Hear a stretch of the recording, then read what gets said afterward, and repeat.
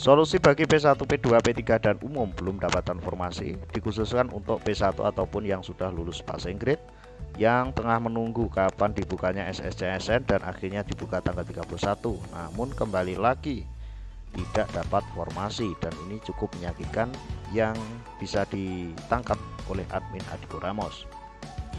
Alur pendaftaran seleksi. Proses pendaftaran PPK Guru tahun 2022 yang sudah sering sekali di-share oleh teman-teman di media sosial, bahkan bisa dilihat di laman resmi SSCSN. Tidak perlu saya jelaskan terlalu detail bahwasanya di sini untuk penempatan yang langsung adalah untuk P1 jika mendapatkan formasi. Jika ada sisa formasi masuk di P2 maupun P3 dengan pelaksanaan penilaian yaitu observasi, dan selanjutnya jika masih ada sisa formasi pelamar umum untuk memilih formasi dan selanjutnya. Namun yang perlu saya bahas di sini adalah sebagai berikut. Penjelasan dari BKN.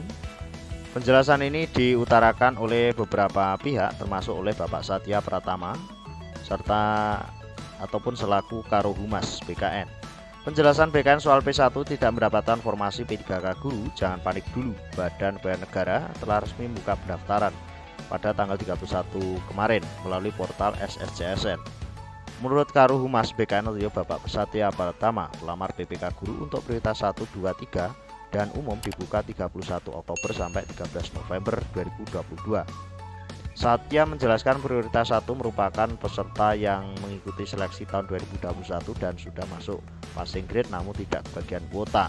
Pada SSCSN tahun 2022 ini, seluruh pelamar yang sudah terdaftar tahun 2021 dan sebagai prioritas maupun yang belum mendaftar pada 2021 tetap lakukan registrasi sampai menyelesaikan pendaftaran yang dimulai pada 31 Oktober sampai 13 November, terang Satya Pratama pada siaran pers Selasa hari ini. Terkait dengan situ, untuk penjelasan juknis yang berhasil dirangkum oleh tim Adiko Ramos, jika pelamar masuk dalam kategori prioritas 1 namun tidak mendapatkan kuota penempatan, maka saat pemilihan jenis seleksi, sistem akan menampilkan data, mohon maaf, formasi pada instansi sudah tidak tersedia, Anda tidak dapat melanjutkan pendaftaran ini. Ini yang dirasakan teman-teman yang sudah lulus passing grade, sangat menyakitkan. Lanjut. 4 pelamar yang menjadi prioritas 1 namun tidak mendapatkan formasi tidak dapat melanjutkan proses pendaftaran. Namun ada beberapa poin 5 dan 6 bagi pelamar prioritas dapat melakukan turun ataupun naik status prioritas berdasarkan data pemetaan dari Kemendikbudristek. Yang saya bahas di sini adalah turun prioritas untuk P1 ya sahabat-sahabat, turun ke P2 maupun P3. Namun P1 ini yang peluang besar adalah turun ke prioritas 3. Jika pelamar merupakan pelamar prioritas 1 namun tidak mendapatkan penempatan, pelamar dapat memilih untuk turun prioritas. Pada saat pemilihan jenis seleksi, sistem akan menampilkan data pada dapodik pelamar. Sistem akan memberikan keterangan Anda tidak mendapatkan penempatan, Anda diperbolehkan untuk turun prioritas. Dari hal-hal yang tersebut dari atas sampai hari ini, sampai sekarang ini, untuk slide ini, admin sendiri menangkap bahwasanya untuk pelaksanaan PPK tahun 2022 ini memang sedikit rumit. Terus bagaimana solusinya? Terkait dengan hal tersebut, lanjut langsung di penjelasan BKN lagi. Penjelasan BKN ini saya kutip dari jpnn.com yang terbit pada hari ini.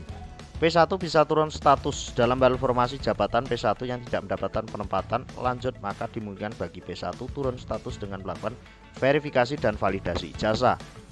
Walaupun tidak turun prioritas pun, verifikasi dan validasi ijazah ini terakhir saya cek di salah satu teman saya yang mempunyai login untuk menjadi peserta umum, itu juga mengalami verifikasi maupun validasi ijazah dan belum tercantum ijazahnya.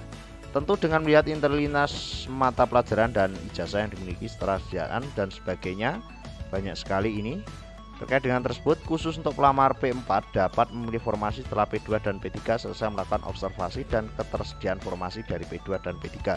Jadi untuk P4 nanti pemilihan formasinya tidak tanggal 31 Oktober ya sahabat-sahabat, namun untuk P1, P2 dan P3 itu di tanggal 31 sampai 13 November.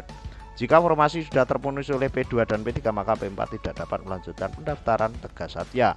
Lebih lanjut dikatakan seleksi yang digunakan dalam PPK Guru menggunakan UNBK Kemendikbudristek.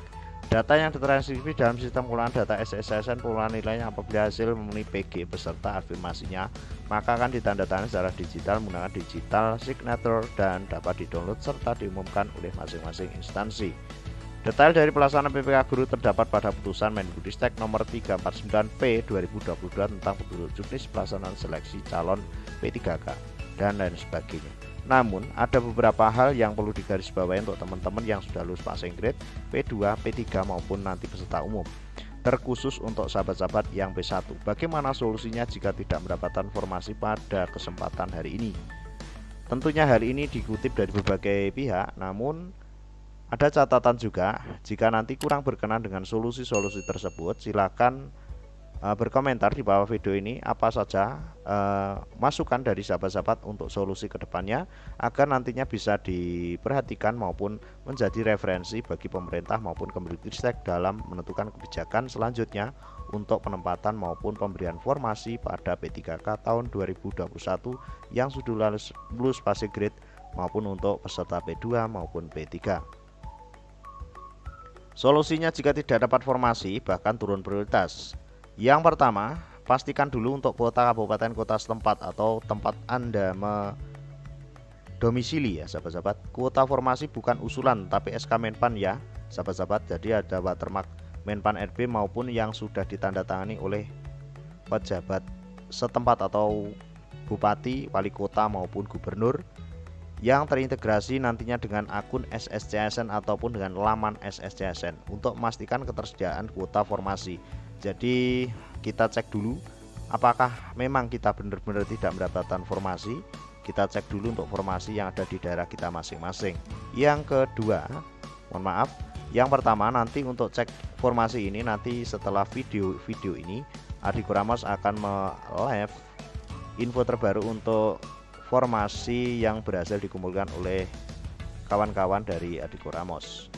Yang kedua, pendekatan mediasi dengan Dindik, Dinkes di BKPSDM dan Pemda. Dinkes di sini maksud saya untuk P3K maupun honorer yang dari kesehatan setempat melalui komunitas GTT honorer untuk pengusulan penambahan kuota formasi PPK tahun 2023.